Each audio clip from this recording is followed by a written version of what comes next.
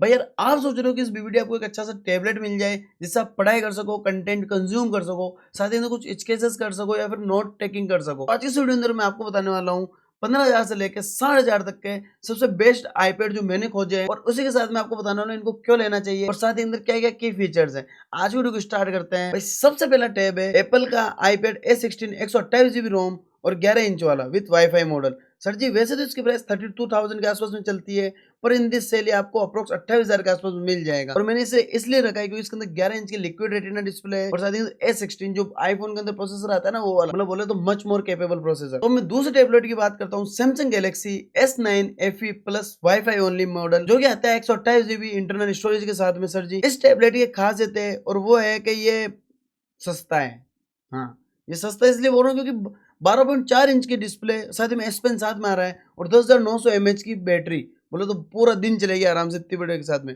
एक बड़ी screen display multitasking के लिए एक बेस्ट होती है सर। अब मैं बात करने वाला हूँ मोटोरोला का पेड 60 प्रो। भाई साहब इसके अंदर मोटो पेन आता है, 12.7 इंच की डिस्प्ले आती है 3K रेजोल्यूशन के साथ में, जो 144 हर्ट्ज को सपोर्ट करती है और साथ ही के अंदर JBL प्लस डोल्बी एटमॉस का साउंड मिलता है। मीडियाटेक का डायमेंसिटी 8300 प्रोसेसर। कुल मिला के बात यह है कि 12 GB रैम वाला मॉडल थोड़ा सा कॉस्टली तो है भाई साहब, पर मजे पूरे आएंगे। अब बात करता हूँ मैं Xiaomi Pad 7 की। भाई साहब ये बहुत ज्यादा हाइप्ड के अंदर है। मैं जब डेली लाइव आता हूँ तो इसी के बारे में बहुत ज्यादा बातें होती है, तो भाई साहब आज मैं इसके बारे में बताने वाला हूँ। ये Xiaomi का Pad 7 है भाई साहब, 12 GB RAM, 256 GB internal storage के साथ में, 11.17 इंच की with wifi only gaming tablet screen.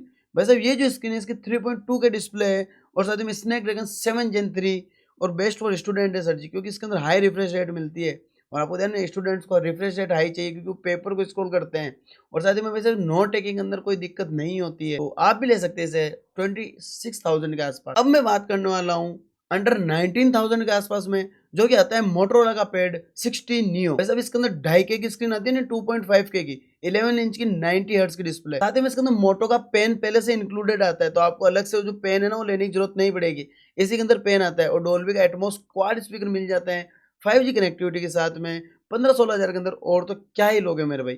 और ध्यान है ये आपको सारे बैंक ऑफर्स वगैरह लगा के अप्रोक्स 11,000 रुपए तक का मिल जाएगा, जिसके अंदर 8 GB रैम और 128 GB रोम मिलती है। तो उनके लिए सही है जो मेरे भाई बिल्कुल बच्चे हैं या फिर जो 11th-12th के अंदर पढ़ते हैं, उन्हें बस ओनली फिजिक्स, केमिस्ट्री और बायोलॉजी के नोट्स वगैरह प्रिंट करने या फिर लिखने हैं, तो इसके लिए उनके लिए बहुत सफिशिएंट काम होने वाला है। तो मतलब मान के चल सकते हो कम बजट के अंदर बढ़िया सी चीज मिल जाएगी। Last but not the least, Galaxy tab A9 plus. भाई साहब ये आता है वाईफाई प्लस 5G टेक्नोलॉजी के साथ में, 128 GB रोम और 8 GB रैम के साथ में।